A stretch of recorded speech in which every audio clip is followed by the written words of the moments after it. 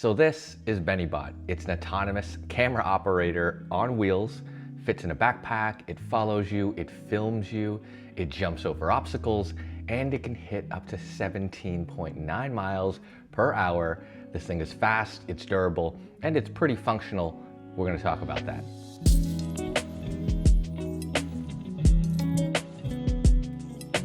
So for Beni, that's the big pitch, right? A small robot, big claims. And for me, when Mondo Robotics sent me over Beni, I had two questions, right? One, how far can I really push this thing before it breaks? And then two, how capable is it for content creation? And some context why it's so exciting that I don't talk about very often.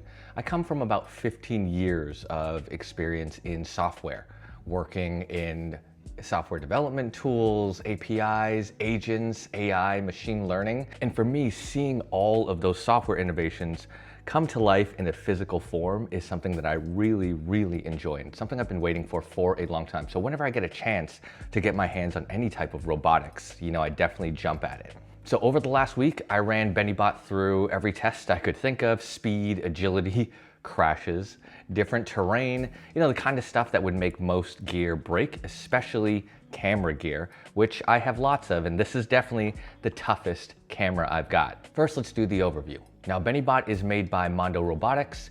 It's an autonomous all-terrain camera operator that follows you, frames the shot on its own, no drone regulations, no pilot license required, no internet connection needed, and all the tracking happens on the device itself using AI, depth perception, as well as two 150-degree obstacle avoidance cameras and the main camera right here. Now, camera specs, the camera shoots 4K HDR at 30 frames per second. I would like an option to go down to 24, but 30 frames per second is fine.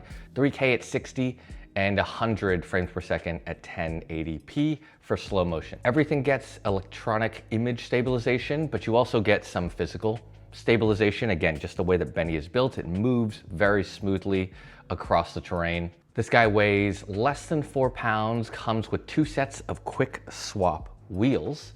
They have different versions, indoor, all-terrain wheels. I've got 2 sets of the indoor wheels. Also includes 2 swappable batteries that give you about 90 minutes per charge, and then 32 gigs of internal storage plus a micro SD card slot. So specs-wise, it compares pretty well to some of the other handheld cameras that are out there. But again, Beni is an autonomous robot. So at the moment, there are 2 ways to control BeniBot, right? First, you turn them on and you can use the included remote. This thing is great because you can control Beni fully manually if you'd like. You also have the ability to turn on its different follow modes, and then BeniBot goes into a full autonomous tracking mode. You can make it jump. You can do a good amount of things using just the tiny controller, which also came with a nice little wrist strap that you can just magnetize to your wrist for mobile control. The other way to control Beni is using the Mondo Robotics mobile app. That's gonna give you full control over all of the different settings, switching between frame rates. You're able to fine tune its speed, its turning radius. You're able to make him flip in all 4 directions, left, right, front, and back flips, which is very cool. You can control the different modes, all the different tracking options are there, and you can also trigger the orbit tracking modes. So the app at the moment is the primary controlling mechanism that's just gonna give you all and every single option. So for the tracking modes, they work pretty well. There are 3 modes. One is tail tracking, which means Beni is just following you from behind. This is great for sports, skateboarding, running. If you're riding a bike, like I mentioned, Beni can hit up to 18 miles per hour at full speed, sometimes a little bit more if you're going downhill, but this thing is incredibly fast.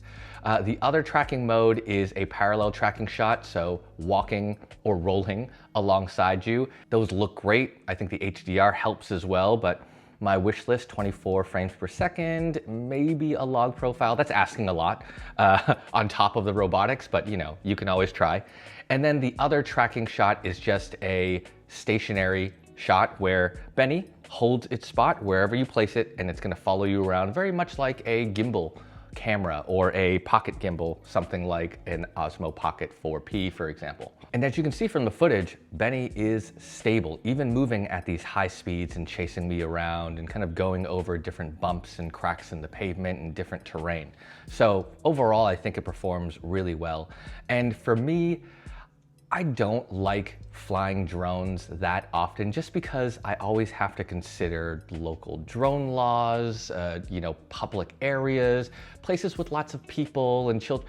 It's a whole different dimension of scenarios you have to worry about when you throw a drone up into the sky to get those types of tracking dynamic shots of yourself. Beni, on the other hand, you just toss them on the floor, you turn them on, you turn on the tracking, and you're gonna get really nice, smooth, dynamic tracking shots.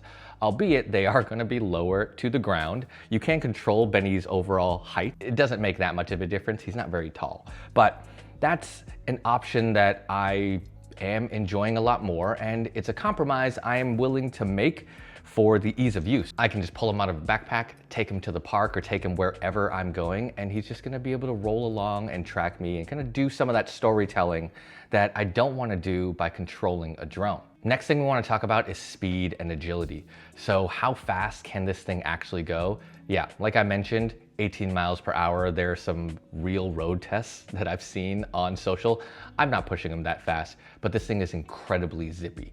And it's because of the ability to hit such a high speed that you're not gonna have problems with it just chasing you on a bike or a skateboard or just me running through a playground. It's gonna be able to keep up with you no matter what you're doing and regardless of the terrain. And it also means Beni can navigate things very easily. You can just roll up, jump onto a sidewalk, jump off to a sidewalk. It can jump different ledges.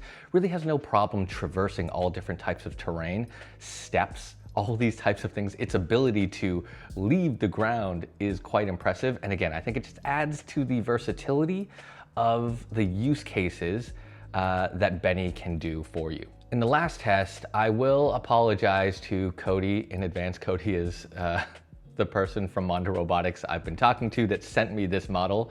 I let him know I did want to put Beni through its paces. I wanted to give it some of the crash testing that I saw in other videos, and we did.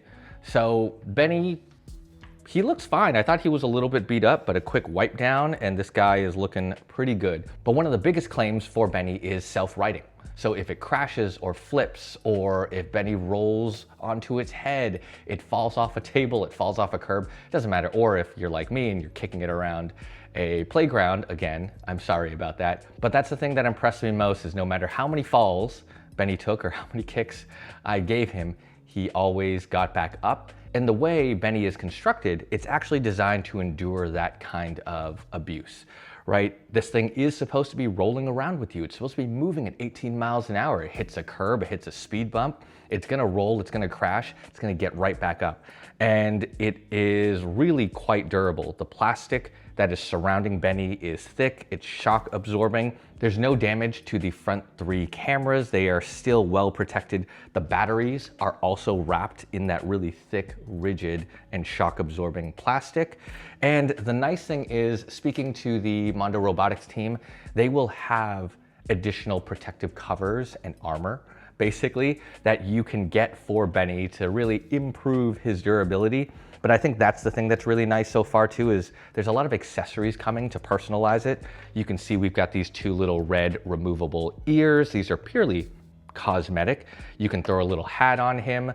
There's additional mounts that let you put your GoPro or your DJI action camera on top. So if you don't want to make use of Beni's 4K camera, you want to use something probably a little bit more in line with the type of quality I'm looking for, I can throw in a DJI Action 6. Or if you are a bold one, you can throw on something like an Osmo Pocket 4P.